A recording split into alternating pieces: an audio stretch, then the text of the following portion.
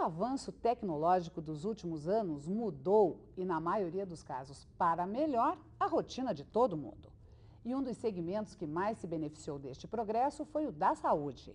E o Alto Estilo foi conferir o que mudou no setor de análises clínicas.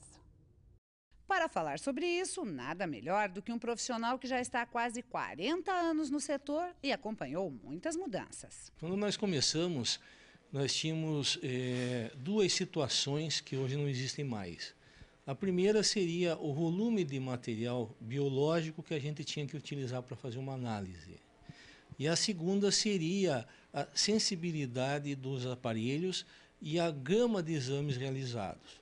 Hoje, graças à evolução, inclusive nós tivemos no Brasil uma grande abertura de um presidente da República, onde nós até então recebíamos aparelhos já não mais usáveis nos Estados Unidos, na Europa, e daí retificavam e vinham para o Brasil. De um momento em diante, no Brasil começaram a fazer lançamento mundial de equipamentos. Então isso foi também um marco de evolução para nós dentro da análise clínica. Hoje, então, nós estamos de igualdade em competição em relação a equipamentos. A diferença está aí por nós ainda termos uma carga tributária muito grande em relação a outros países, né? Mas nós temos condições, e essa evolução realmente melhorou muito a qualidade dos exames, a facilidade com que a gente possa ter um volume menor de sangue de pacientes, principalmente tratamentos prolongados e crianças, que fica mais difícil, até a neonatologia. Então isso melhorou muito a qualidade e a segurança do paciente, porque hoje fala-se muito em laboratório, segurança do paciente. Nós notamos também algo muito importante, que foi a evolução dos bancos de sangue. Hoje, banco de sangue, pela facilidade hoje de se fazer diagnósticos até precoces de hepatites, de doenças sexualmente transmissíveis como a própria AIDS e a própria sífilis, né, existe a possibilidade de o paciente ficar tranquilo ao receber um sangue. Antes não tinha alguns exames, né, e provavelmente já existiam as doenças como hepatite C. Então ficava difícil o diagnóstico e daí existia uma possibilidade maior. Então essa evolução foi uma consequência natural da própria evolução da medicina. Então a gente fica bastante tranquilo hoje quanto a isso também. Os exames laboratoriais são aliados fundamentais da medicina. E praticamente nada fica escondido das análises clínicas. É difícil ficar alguma coisa escondida, mas também não é difícil ficar escondido, porque cada organismo funciona de uma maneira. Então você faz um exame de um paciente que tem a mesma doença que outro e às vezes os resultados são variáveis em função da resposta que esse paciente dá frente a uma patologia. Então isso a gente tem que ter muito cuidado. E o laboratório, às vezes, por até uma educação do povo brasileiro, eles se sentem com mais liberdade de vir perguntar ao laboratório o diagnóstico do que perguntar ao médico. Então a gente tem que ter muito cuidado com isso, tem que ter muita ética e muito respeito até pelo próprio trabalho do médico, para não existir uma contradição que depois vai prejudicar tanto o tratamento do paciente como a credibilidade do médico para o laboratório. Hoje, Ponta Grossa já faz exames de ponta que há algum tempo o paciente tinha que esperar vários dias, o material tinha que ir para São Paulo para análise. Hoje aqui no laboratório Oscar Pereira faz-se de tudo, inclusive exame de DNA, já é possível fazer aqui? Exatamente, então isso aí está dentro daquela evolução de equipamentos. Lá antigamente a gente tinha a parte hormonal principalmente somente por radioimunoensaio, que por circunstâncias óbvias se manipulava ou uma vez por semana ou cada 15 dias, em função de custo, em função do material radioativo. E hoje a metodologia mudando bastante, você pode fazer diariamente essas análises, né? Daí o paciente pergunta, mas por que não fica pronto no mesmo dia? Porque após realizado um exame, tem que ser feita uma análise antes de ser liberado esse exame e às vezes até repetido para a confirmação. Então a gente sempre tem que dar um espaço para que a gente tenha a garantia de poder repetir, de poder analisar e de poder tentar detectar algum problema. Porque sabemos que nada é 100%, nada é unânime. né?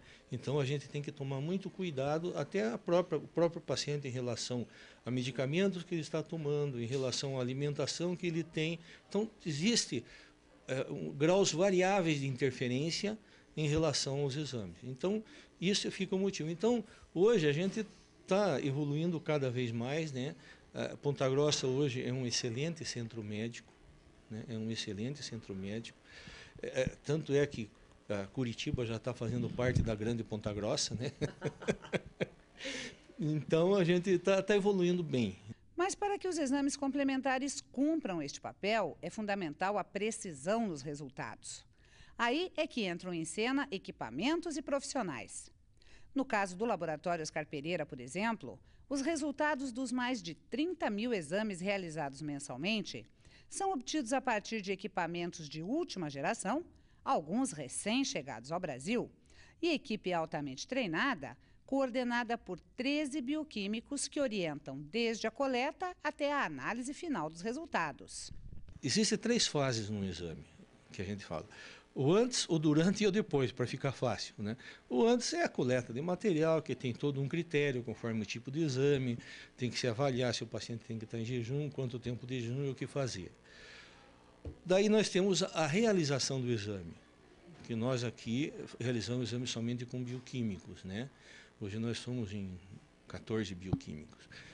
E depois, além de ver o primeiro resultado, a gente tem que fazer uma avaliação do conjunto de resultados, porque a máquina não é um ser humano. Todas as máquinas foram criadas para serem dominadas pelo ser humano e não para dominarem o ser humano. Então, ela pode ter falha. Como nós, humanos, que somos perfeitos, temos falha, se imagine uma máquina que é feita pelo homem. Então, a gente tem que daí fazer uma avaliação final. Em casos de dúvida, contatar com o médico, ou contatar com o paciente, ou tomar a iniciativa de colher um exame de novo, né?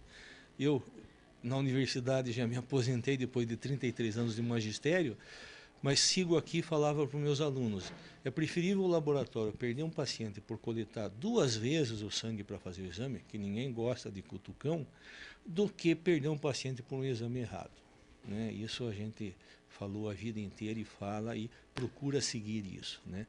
O erro existe, a falha humana existe. Então a gente tem que tentar compensar, não tendo economia em relação à coleta, em relação a repetir. Aí, depois disso, a gente libera o exame, que é a fase final.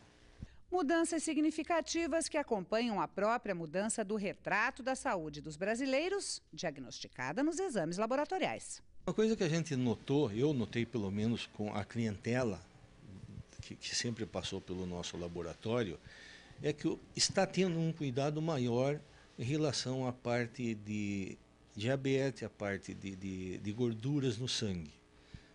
Antes era muito mais frequente você ter exames bastante alterados de colesterol, de triglicerídeo.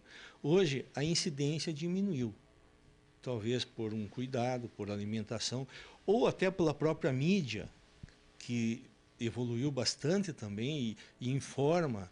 Hoje nós temos na televisão muitos programas educativos em relação à saúde. Então o povo começa a se preocupar, depois que tem algum sinal, né? Uma dor de cabeça, um infartinho, um derraminho, ele já começa a se cuidar melhor. Então a gente observou isso, né? E teve uma fase também que antigamente a gente tinha mais doenças sexualmente transmissíveis comuns, como a famosa gonorreia, a própria sífilis, e que num primeiro momento, por causa da AIDS e o uso de preservativo, diminuiu um pouco. Nós aqui ainda não notamos isso, mas já temos visto alguma estatística que está voltando de novo, porque o povo acha que sem o preservativo com promiscuidade não dá problema, mas dá. Toda a pessoa que tem multiparceiros tem que usar preservativo. O risco é muito grande, né? E a AIDS está aí, que para mim ainda é uma polêmica, né?